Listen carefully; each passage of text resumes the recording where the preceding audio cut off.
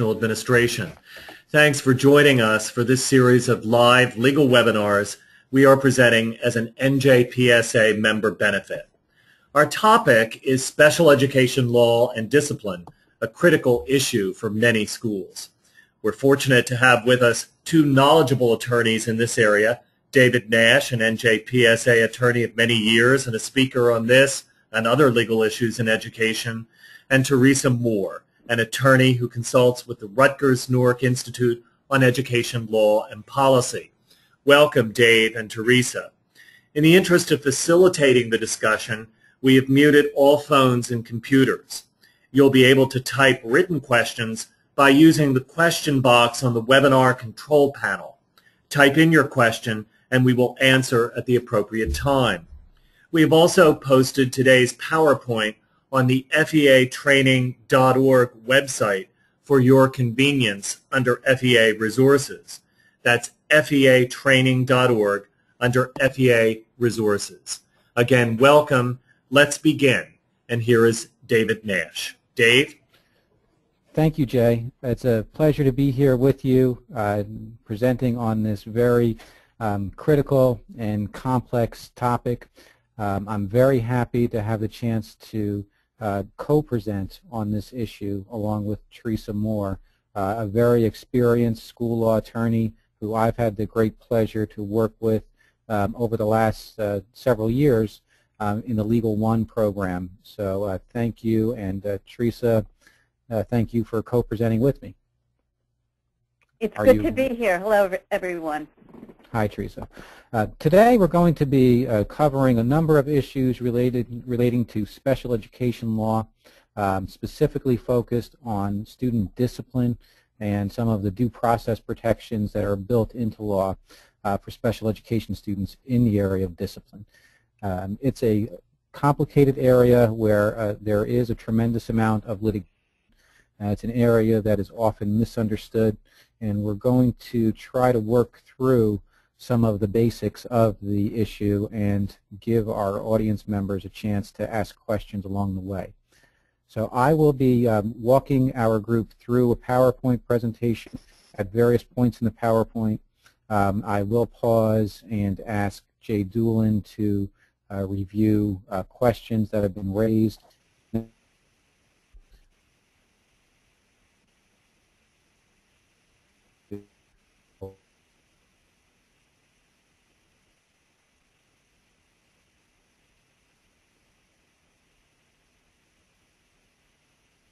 Let's start it.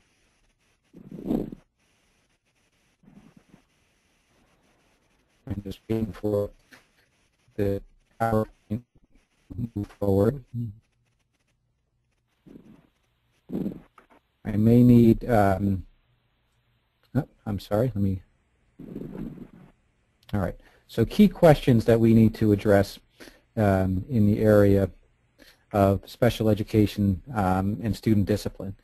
One key question that we have to talk about, is there a significant change in placement for a student? And we're going to address with everyone how we define what constitutes a significant change in placement. Now, that's a critical issue because when we have a significant change in placement for a student, there are a number of due process protections that we must abide by.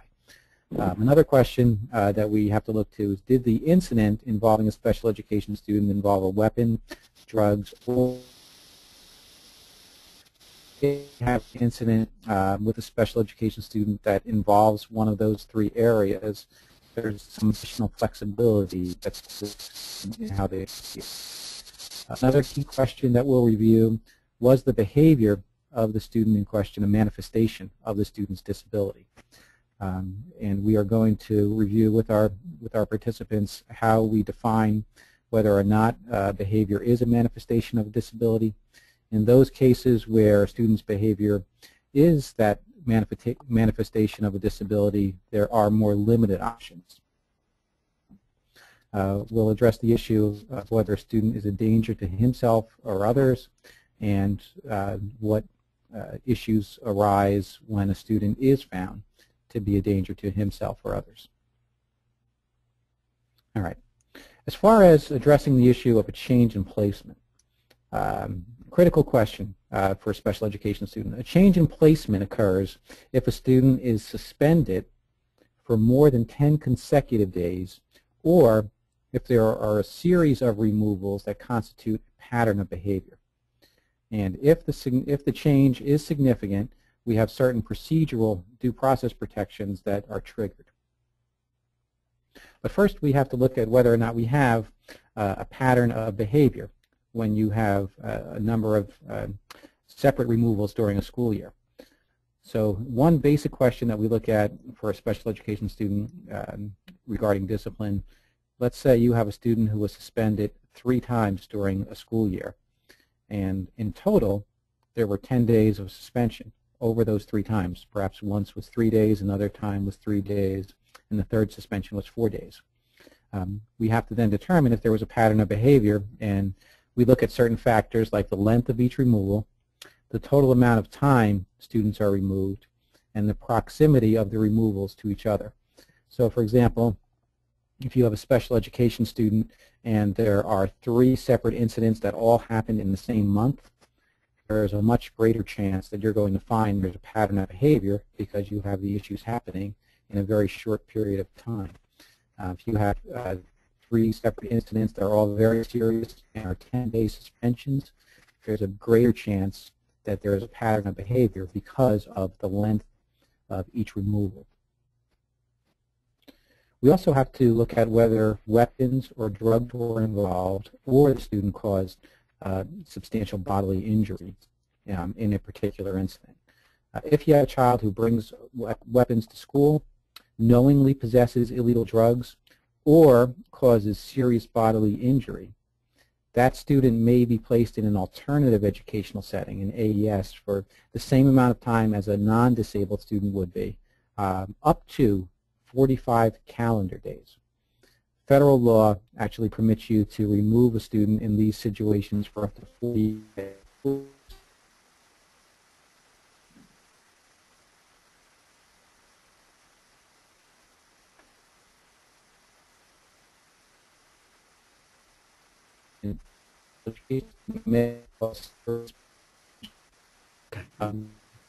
Dave, excuse me, this is Jay. We're experiencing some technical difficulty. Could you make sure that your microphone is plugged in? Yes. Can you hear me, Jay? Yes, I can hear you loud and clear, but you seem to be going in and out. So just make sure the the phone is plugged in and that sort of thing. All right. I just checked that again. Alert me if there's an issue going forward. And I'll count on you for that, Jay, to let me know. So if we have an issue where a student causes serious bodily injury, again, one of the criteria in federal law, did the student cause another to experience extreme physical pain? So, for example, you may have a situation where one student assaults another student and the student ends up with some serious injuries as a result.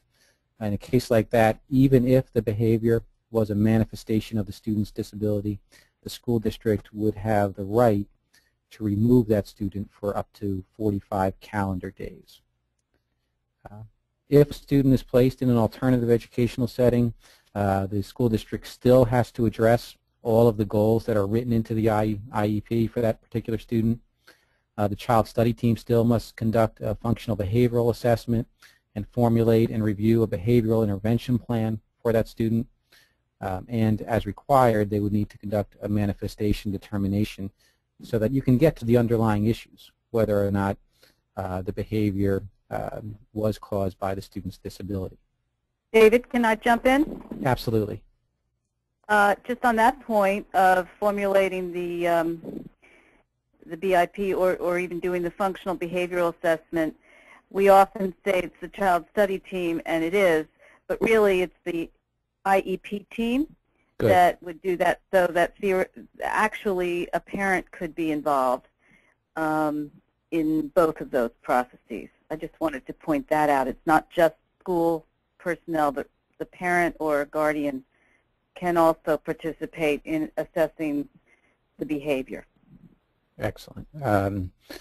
And when you have these issues, certainly you want to make sure you involve the parent, and it goes without saying, but we should stress the point that parents need to be advised every step of the way of their rights. There's a book called the Prize Book, Parental Rights in Special Education, that school districts have a legal obligation to provide to students.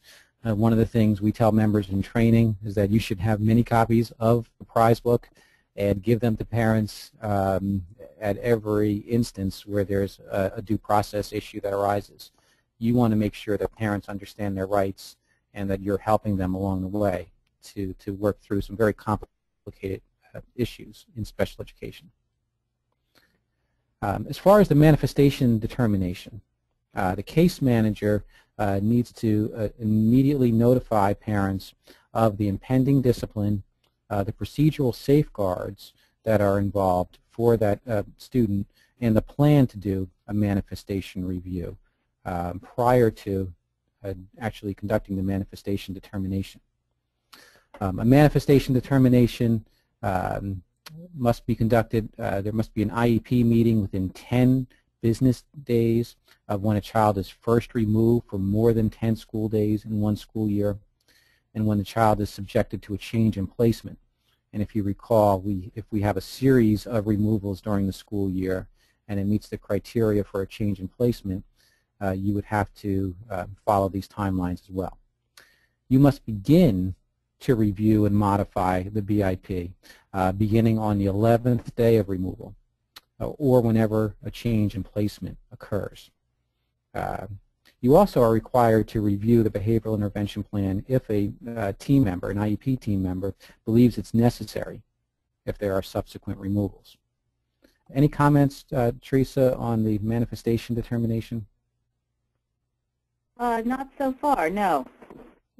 One thing I do want to stress is that in the manifestation determination, you're looking at two key questions. Was the behavior directly caused by or a result of the student's disability, or was it the result of the failure of the district to properly implement the IEP? So those are the two tests that you want to keep in mind. In those cases where a student's behavior is not a manifestation of their disability, school district can treat that student the same as you would every other student in the school setting. You do have to continue to provide FAPE, or a free and appropriate public education, for all students. The IEP team needs to give parents a written statement with conclusions and the right to mediation or a due process hearing if they disagree with your finding that the behavior is not a manifestation of the student's disability. The parents have a right to challenge that finding or to challenge any penalty that's being imposed by a school district. And that is the case also for students who do not have a disability. The same procedure applies here for those that do. Absolutely. Parents have notice. Right.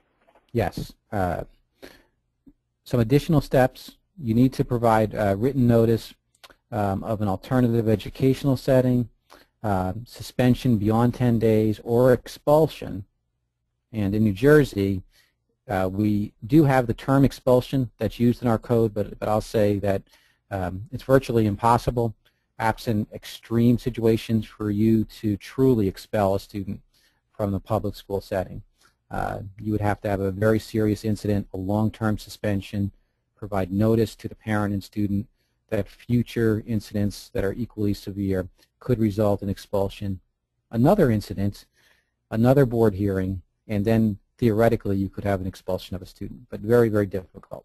But you do have to provide written notice when a student is placed in an alternative educational setting, when you have a suspension beyond 10 days, or expulsion within 15 days of making a decision and 15 days before implementing the change, unless the IEP team finds that there is a need for immediate action. Notice still must state when disciplinary action will be implemented, and if you feel there's a need for immediate action, there needs to be an explanation why there's less than 15 days notice that's being provided. Also important for school districts, when you are making disciplinary decisions, and we'll talk about this a little later again when we address a specific scenario, but when you're making disciplinary decisions involving a special education student, you must document that you have reviewed both the discipline records for that student and their special education records before making a decision on discipline to be imposed. That seems like common sense, but it's a critical mistake that districts sometimes make when decisions are made without fully reviewing the entire record first. In those cases where the student's behavior is a manifestation of the student's disability, or the behavior is the result of a poor IEP, then the IEP must be revised and discipline cannot be imposed. So if the behavior is a manifestation of the disability or the behavior is a result of the failure to properly implement the IEP or a poorly written IEP, then discipline may not be imposed and the IEP must be revised. Let me pause at this point and ask Jay if we have any questions from our audience that you'd like us to address. Mm-hmm. Dave, I think there's one question so far, and I would encourage folks to write in a question.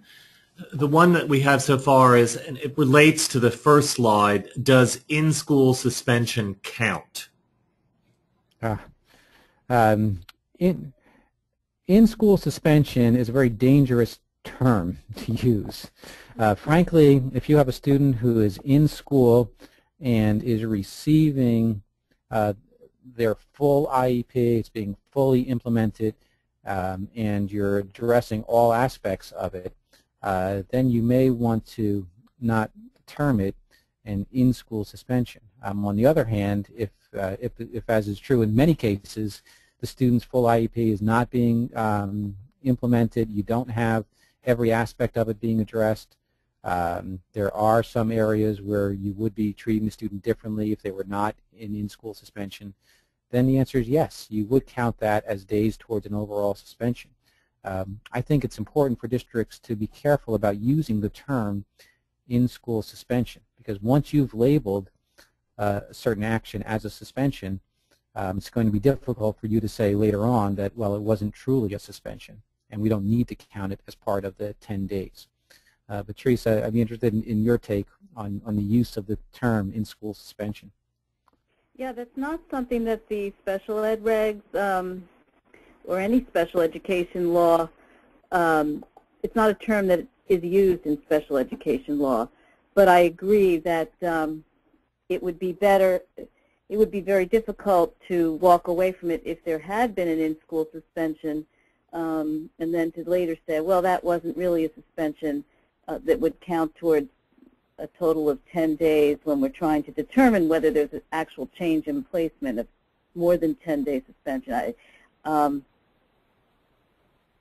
By saying that the law doesn't use that term, it does create an ambiguity, because in practice we use that term and we do things called in-school suspensions. But I think that the safest courses, as Dave says, don't use those forms of interventions for children who have disabilities. Yeah, and I agree with that. I think you want to be on a sure footing when you're addressing a special education student, and I would either clearly have a suspension or not have a suspension and have some appropriate interventions in school or appropriate revisions in the program while the student is in school without using the terminology in-school suspension. Another issue that a school district may have is that they believe a special education student is dangerous to himself or others. In that case, the district has the right to request an expedited hearing before an administrative law judge. A judge may place a student into an interim alternative setting for up to 45 days if the district has substantial evidence of likely injury to the student or others. The new placement is appropriate. The district can show they've attempted to minimize harm to the student, including the use of supplementary aids and services. The interim setting allows the student to continue to receive a free, appropriate public education and meet their IEP goals, and it includes services and modifications to address behavior. The key point here is that we want school districts to be aware that there is this expedited process available. You believe that the health and safety of this student or others is in jeopardy. you feel that you need to address the issue, you perhaps have already exceeded the 10 days of suspension that you're permitted, there is another option. Because school districts have this legal obligation, and principals in particular have a legal obligation to ensure the safety of their schools. Just be aware that you do have the right to seek an expedited hearing in an appropriate case where you can document the student may be a danger to himself or others. As far as the placement during appeal, a parent has the right to appeal district's decisions. If the parent requests a due process hearing, the student must be returned to the last agreed upon placement unless the district and the parent agree otherwise. The district seeks an emergent hearing, which we just mentioned a moment ago, an expedited hearing you can have before an administrative law judge, or the discipline results from either a weapons issue, a drug issue, or a situation where the student caused serious bodily injury. In those cases, the student does not have to be put into the last agreed upon placement. They could be removed to an alternative, interim alternative setting. If weapons or drug were involved, or serious bodily injury occurred, or the student is found dangerous, the student stays in the interim alternative educational setting pending a hearing for up to 45 calendar days. At the end of the 45 days, in the interim setting, the student has to return to the last agreed upon placement unless a hearing officer finds the student is too dangerous. And the system is set up so that these types of hearings are given priority. Even though administrative law judges have a tremendous number of issues that they have to address, they understand that under state law these issues are a priority, and they're going to do everything possible to make sure they're addressed within that 45-day window, so that hopefully if the student is dangerous, determination will be made that the student can continue to be removed from the school setting. The district cannot move a student to a new alternative educational setting during the 45 days unless a hearing officer determines that the interim setting is too dangerous. So it's not as if you can continue to just move the student from one setting to another without having some determination from a hearing officer. We do have to remember that students have a continuing right to an education, so students who are suspended for more than 10 days continue to have the right to FAPE. Under some changes in New Jersey law that happened a few years back, school districts have to provide educational services within 5 school days of when a student is removed. So that means that by day 5 of a student's removal, you need to start providing educational services for that student. And that's true for both regular education students and special education students who are facing any type of a suspension. By that 5th day, you have to start providing educational services. As far as the rights of non-classified students, federal law also includes certain protections. A student may assert IDA protection if a district knew or should have known that a child had a disability. Districts have an obligation, a child find obligation, to try to identify students who may have a disability. A district should have known that a child may have a disability if one of the conditions listed below is found. So if a parent provided written notice to the district, and that's new, the revisions in federal law talk about a requirement for the parent to put their notice in writing. If the child's behavior should have alerted the district, and that's a very fact-sensitive question, but there are times where the child's behavior is such that the teachers and other staff for that child should have known that the child may have a disability.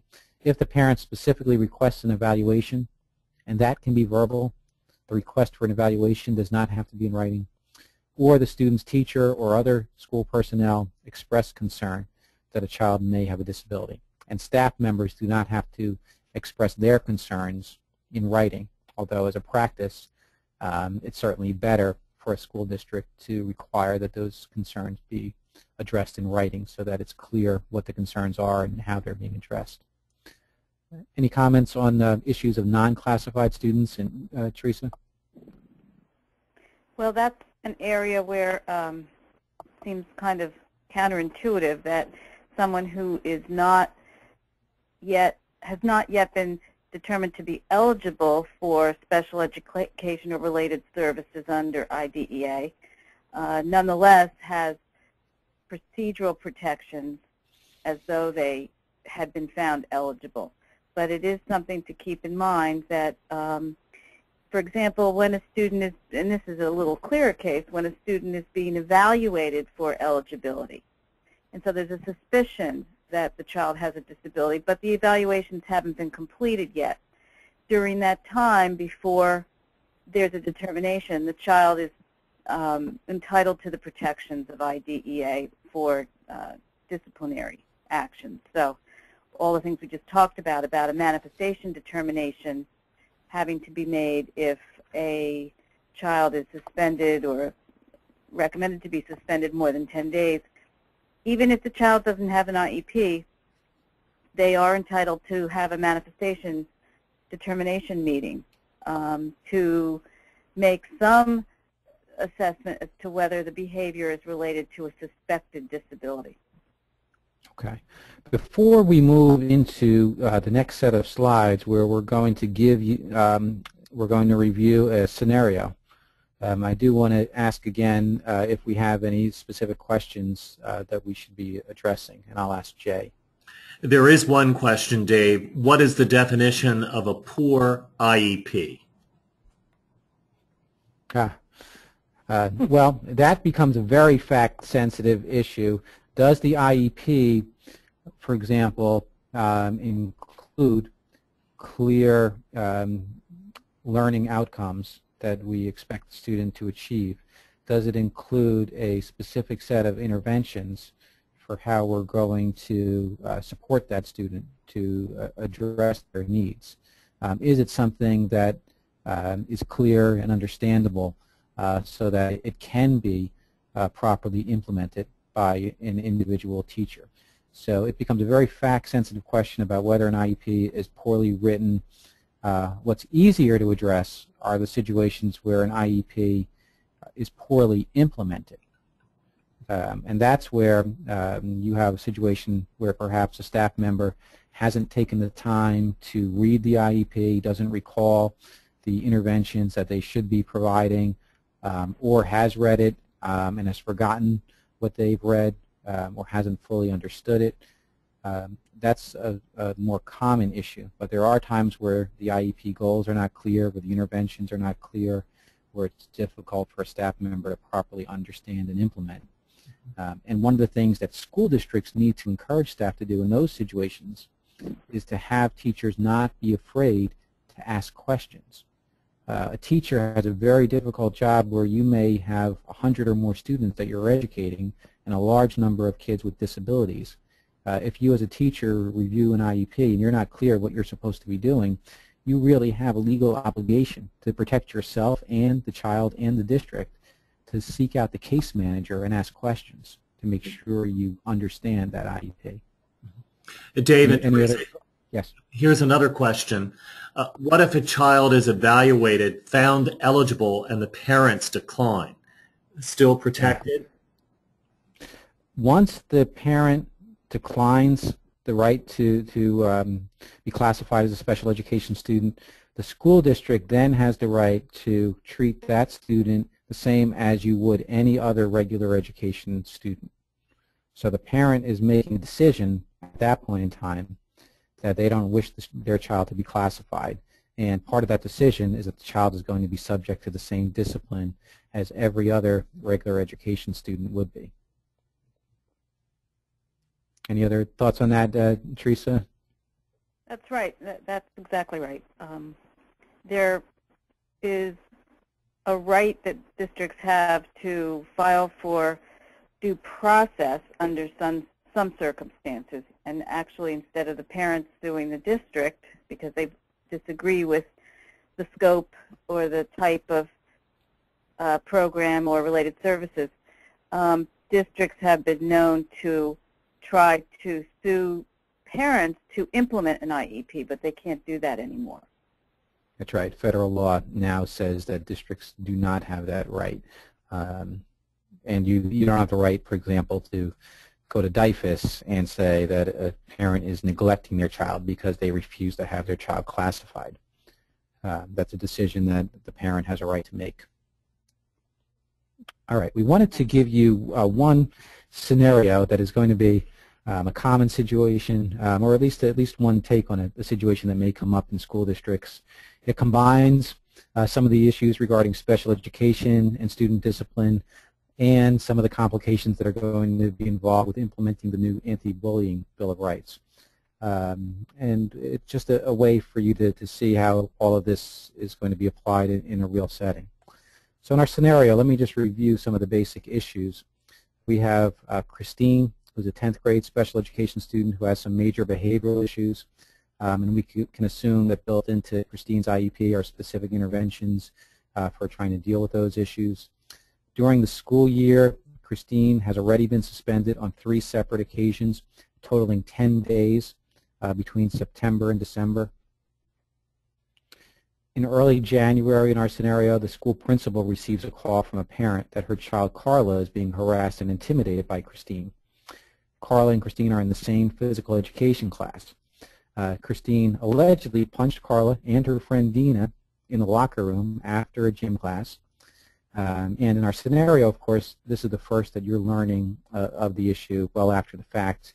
It was not reported at the time by any of the students. The mother claims that since the assault, Carla has been so stressed that she doesn't want to go to school. And when she did go to school, she had a doctor's note to avoid physical education. According to the mother, Christine enjoys terrorizing other students and knows she can get away with it since she can't be suspended anymore in the current school year. And if you recall, in our scenario, she's already been suspended for 10 days based on 3 separate incidents from September through December. The principal turns the matter over, of course, under the new law to the anti-bullying specialist, and that law takes effect again in September. Christine admits during the investigation to punching Carla and Dina. Ms. Johnson, the anti-bullying specialist, also learns that Christine violently shoved yet another student, Renee, who was teasing her for several weeks for being stupid.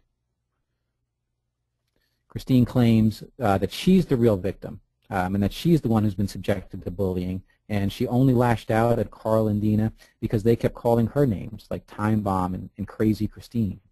And in fact, she produces printouts of online postings from a social networking site where Carla and Dina describe Christine in derogatory terms related to her special education status. So this scenario raises a number of issues that I wanted to address, and I'll ask Teresa for you to jump in on any of these issues as well. But let's begin with a basic question. Can a special education student be a bully? And I'll ask you, Teresa, for your reaction to that. Well, yes. Just because someone has an IEP, it doesn't insulate them from being found to have bullied somebody else, particularly, well, yeah, including under the new statute, which doesn't take effect till September. That's right. And in our scenario, a question comes up about whether Christine is a bully. For those of you who've gone through training on the Anti-Bullying Bill of Rights, you may remember this, but part of the definition of bullying behavior is that the behavior was motivated by an actual or perceived characteristic. So I think it's easier to recognize in our scenario that Christine has been a victim of bullying if she's being singled out because of her special education classification. But in this scenario, Christine really has not lashed out at the students in question because of an actual or perceived characteristic. She's lashed out at those students because she tried to go to a staff member to address the fact that she was being bullied, and nothing happened, and she's lashing out at the bullies. So the scenario that we give is one where Christine engaged in inappropriate behavior, where she assaulted other students, but it's not bullying because it's missing one of the criteria. It doesn't have the actual or perceived characteristic that's required as the motivating factor for bullying behavior. It is still behavior that the school district would have to address So let's work through our questions. Was Christine's behavior a manifestation of her disability? And in this case, I would argue, and I'll ask you, Teresa, for your thoughts on this, that the behavior was a manifestation of her disability, or at least appears to be based on the information we've provided, when Christine does not react well to confrontational situations, and you have these sorts of situations that are occurring here. And to the extent that the district failed to properly implement the IEP for Christine, that would also show her behavior was a manifestation of her disability. But any thoughts on that, Teresa?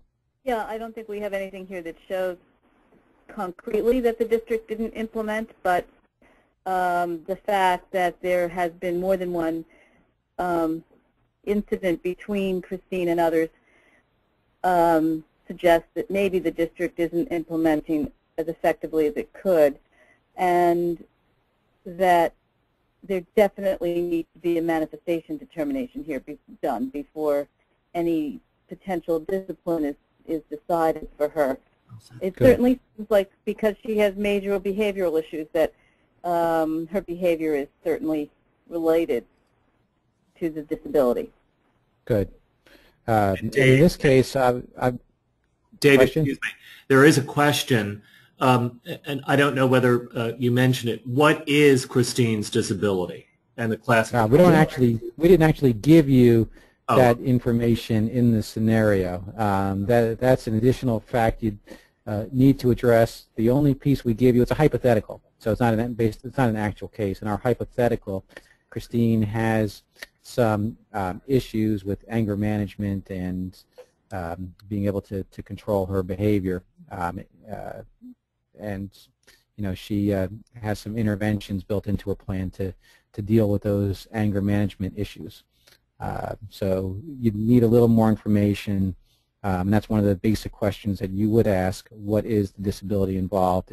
Here we're talking about a behavioral issue and not a specific learning disability. Obviously, this scenario raises the question about what do we do with a student who is classified, who may be the victim of bullying behavior. Unfortunately, special education students are one of the class of students that we do oftentimes see as the victims of bullying.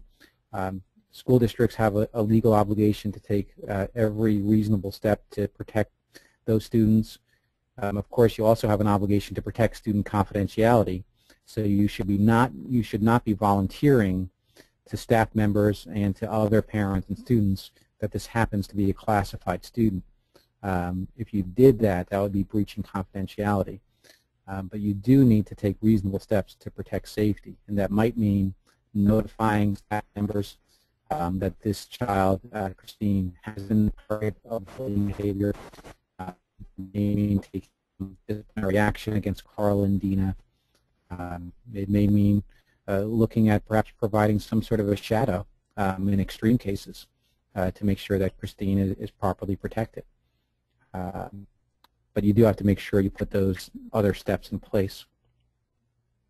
The other thing I do want to mention about a special education student, even if a special education student is determined that their behavior was a manifestation of their disability, and you can't impose discipline, there are other responses that you may want to consider if a special education student engaged in bullying behavior. So the worst mistake a district can make is to say that this is a special education student who can't do anything, even though the student was bullying other kids. You may need to look at counseling. You may need to look at revisions to the IEP or the placement of the child. There's a whole range of other responses besides discipline that you can certainly consider if you have a special education student who's engaging in bullying behavior or other types of misconduct. All right. Other questions? Or any comments, Teresa, on what we went through there? No, I thought you were very comprehensive. Thank you. Jay, other questions that our Yes, Dave. audience There is a question. In a previous webinar, it was stated that the parents of victims would have access to the records of a bully as it relates to the case of their child, in this case, the victim. This does present an issue of confidentiality for classified students. Is this accurate? The parents at the end of an investigation, so if there's a bullying investigation and the anti-bullying specialist concludes that a student engaged in bullying behavior, the parent is entitled to know that their child was the victim of bullying, and they're entitled to have that limited information shared with them about who the bully was. They're not entitled to know that this is a classified student and to have that information shared with them. So there is built into the statute some limited rights for a parent to have access to information regarding other students to the extent that that information is necessary to address their own child. But it would not include revealing the fact that it's a special education student. Other questions? I'm not so sure about that. I actually think that's slightly ambiguous, but maybe that's like being a little bit pregnant. I don't know. Sure. At the risk of confusing this a bit, Go ahead. tell me what you think, Dave. I know that there's a right to confidentiality of students with disabilities. So in general, their records are not available to others. But in a situation where that child has been found to bully someone else, it looks to me like the new law says that parents of the victim can know what steps were taken to address the bullying behavior. And maybe that would include revision to an IEP, changing strategies, something of that nature. If those are the kinds of responses that the district takes to the bullying incident, it seems to me that's a loophole that maybe parents of the victim would then learn that the bully was actually a child with an IEP. Yeah, that's an excellent point. There is built into the statute that parents have the right to know what steps are taken in regard to bullying, and that is a gray area. That's a very good point. It could be that when you're dealing with a special education student, that's going to be interpreted more narrowly so that you're not revealing that level of information about the special education status, revisions to the IEP. But that's true. That's going to be open to interpretation, and we need to see how the department ultimately decides to address that issue. And even after the Department of Education makes their decisions about how our courts address that issue. So that's very true. We'll learn about that, unfortunately, as this is implemented. And the department and our courts get to interpret what the law actually means here and how we balance those competing rights.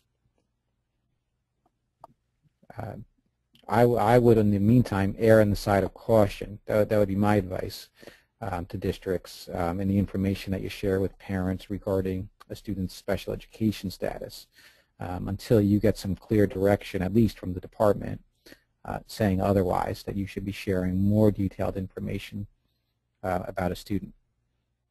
I agree with that. Yeah. Other questions? No, there are no more questions. Any other questions, Jay? No more questions here. Okay. Well, I do want to invite our folks. Go ahead, Dave. I was just going to say I do want to invite our folks to take the opportunity. We do have a few more minutes left if there are any additional questions to raise, and if not, we'll sum up and just touch on a couple of key points. But Jay, you'll alert me if you got any more questions in the next minute or two. Yes, I will. And I urge our participants to type in a question in the question box if they have a question they'd like answered. Now, obviously, when you're dealing with special education discipline, it's a very complicated area. It's an area that's been misunderstood.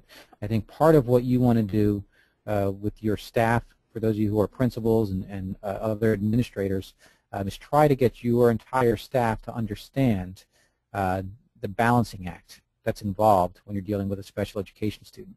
There's very good reason that New Jersey has put in place and that our federal government has put in place such strong due process protections for kids who are classified special education students.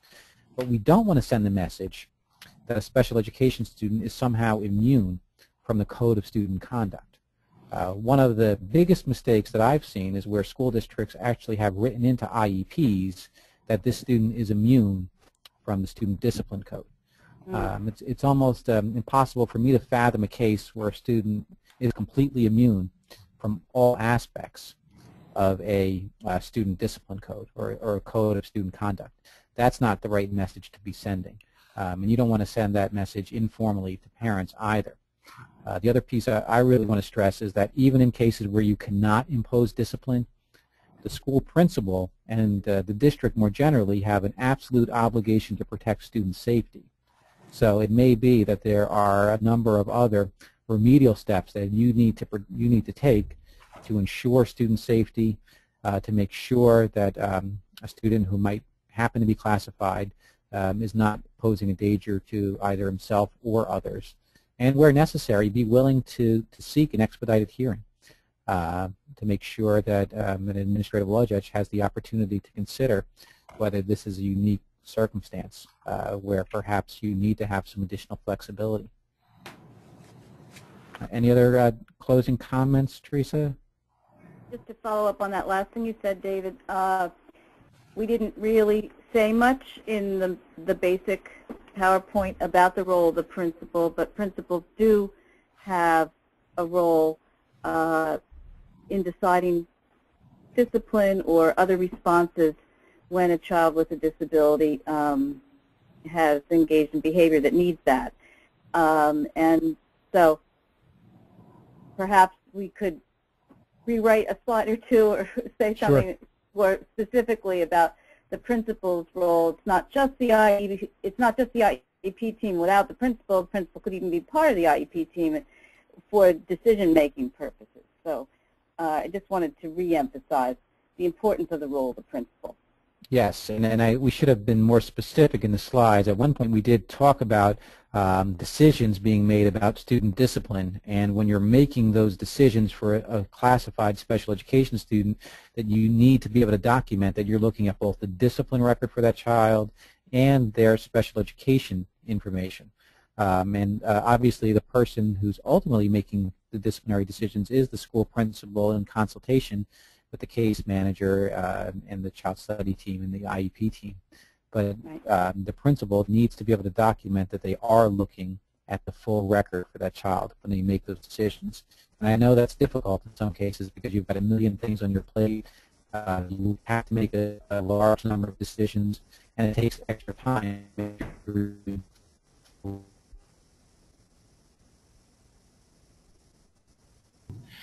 Dave and Teresa, we have another question here. What about the special ed child that expresses the desire to hurt themselves? We send them for a psychiatric evaluation, then they make another comment. Do you keep sending them for clearance? Well, for clearance, I'm not sure what that means.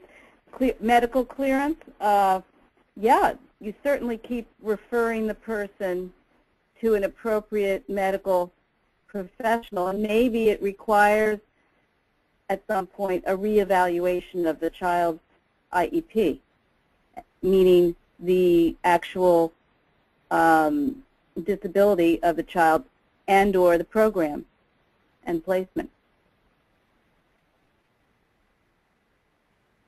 I don't know if Dave's still with us because I lost him, I think. Dave, are you there? Okay. Any other questions from the audience?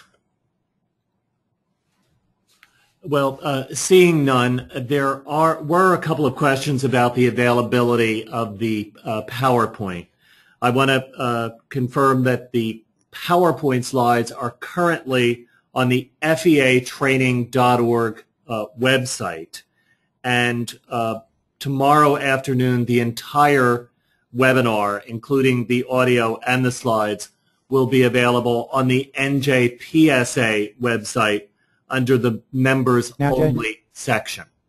Oh, Dave, good, you're back with us. I apologize, you lost me. I lost you for a minute there. We had a little technical difficulty. All right. There is another question. I guess this is a follow-up. Do they need repeated psychiatric evaluations? Sometimes they enter counseling, so must we send them out for the psychiatric? Yes. It sounds like in that situation, Dave, I answered a question while you were offline about a child with a disability who has expressed a desire to hurt him or herself more than once, who's been sent out for medical evaluation more than once. At what point? I'm not sure. What's the question again, Jay? Do they need repeated psychiatric evaluations? Sometimes they enter counseling, so must they go on? Yeah. Must they go out for a psychiatric evaluation? And I had said earlier that it sounds like, yes, this child does need a psychiatric evaluation. How many, I just can't say in a vacuum, but it may get to a point where the child's actual IEP needs to be re-evaluated fully, meaning that the program placement, even the actual classification, might have to be looked at. But if the school environment or the program in which the child is placed is not providing enough structure or support to that child who is threatening to harm him or herself, then that really does need to be looked at closely. And that is the type of situation where you may want to pursue an expedited hearing to look at a range of alternatives. So you don't want to have this extended period of time where a student is in limbo and they're simply not allowed back into school. If you believe the child's a danger to themselves or others, you're going to want to move at some point for a hearing before an administrative law judge on an expedited basis to try to address that child's needs, to make sure that you're not violating their rights in doing what you have to do.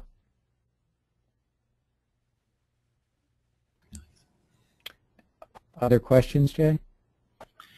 No, I think that's it, Dave.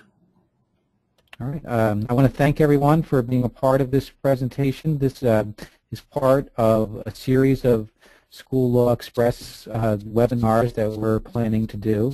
I would encourage folks who have any additional questions to please reach out to NJPSA. I'm one of the attorneys at NJPSA for those who are members.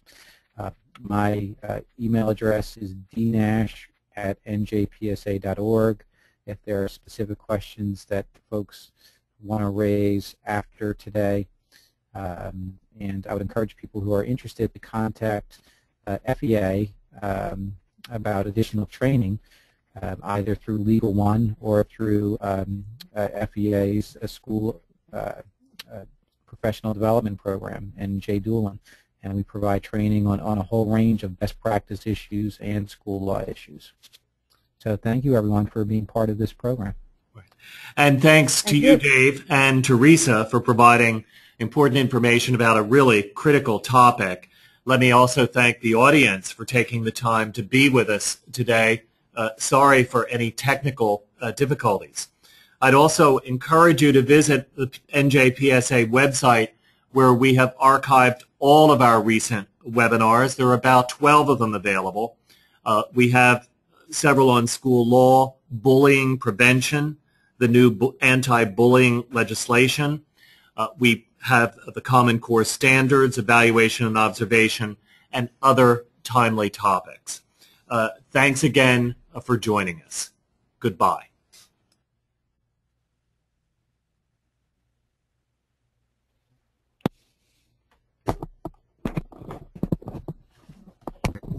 Dave,